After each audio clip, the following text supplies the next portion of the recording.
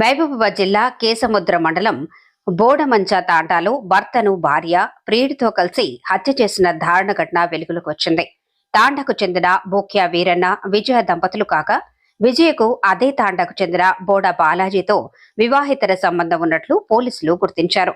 అప్పుల కారణంగా వ్యవసాయ పొలాన్ని అమ్మిన వీరన్నకు ఇంకా అప్పులు మిగలటంతో బాలాజీ అతని పేరుతో హోం లోన్ ఇప్పించాడు. ప్రమాదంలో వీరన్న మృతి చెందితే లోన్ మాఫీ అవుతుందన్న ఆలోచనతో ఇద్దరు హత్యకు ప్రణాళిక రచించినట్లు విచారణలో తేలింది. ప్లాన్ ప్రకారం బాలాజీ వీరన్నతో కలిసి మద్యం తాగి అనంతరం ఇనుప రాడ్తో తలపై దాడి చేసి టవల్తో ముక్కు నోరు మూసి హత్య చేశారు. ఆ తర్వాత రోడ్డు ప్రమాదంగా చిత్రీకరించేందుకు ప్రయత్నించారు. అయితే పోలీసులు 24 గంటల్లోనే కేసును ఛేదించి నిందితులైన విజయ, బోడ బాలాజీని అరెస్ట్ చేసినట్లు తెలిపారు. ఘటనపై కేసు నమోదు చేసి దర్యాప్తు కొనసాగిస్తున్నారు. నిన్న చనిపోయి పడినాడు.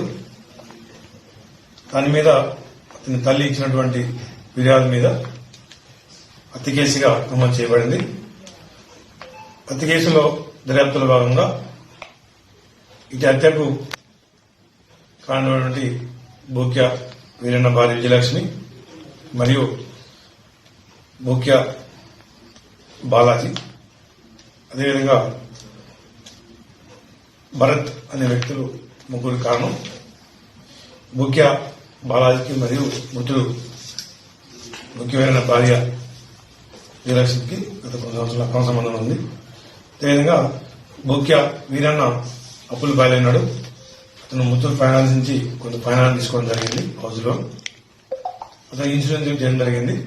ఇన్సూరెన్స్ తీసుకున్న వ్యక్తి చనిపోయినట్లయితే అటు ఇన్సూరెన్స్ రుణమాఫీ అవుతుంది. బోక్యా వీరాన్ని చంపడం ద్వారా అటు రుణమాఫీ పొందొచ్చు మరియు అక్రమ సంబంధానికి అడ్డుకట్ట వేసుకోవచ్చను కొనసాగించవచ్చనే ఉద్దేశం మీద వీరు మొన్న రాత్రి ఈ బోక్యా బాలాజీ మరియు భరత్ వీరాన్ని తీసుకెళ్లి ఊరు బయట మధ్య జీవనం చేయించారు. మధ్య జీవించిన తర్వాత బోక్యా బాలాజీ రాడుతో కొట్టడం వల్ల వీరని కింద పడిపోయాడు. బోక్యా బాలాజీ మెడలోని టవల్ తీసుకుని వీరని గొంతుని మీద చంపిండు. అది ముక్కుతోని టవల్ తీసుకుని ముక్కు మీద భరత్ ముగ్గాడకుండా చనిపోయాడు. చనిపోయిన తర్వాత ఈ విషయాన్ని బోక్యా బాలాజీ వీరన్న భార్యకి విజయ కూడా తెలియపరిచారు.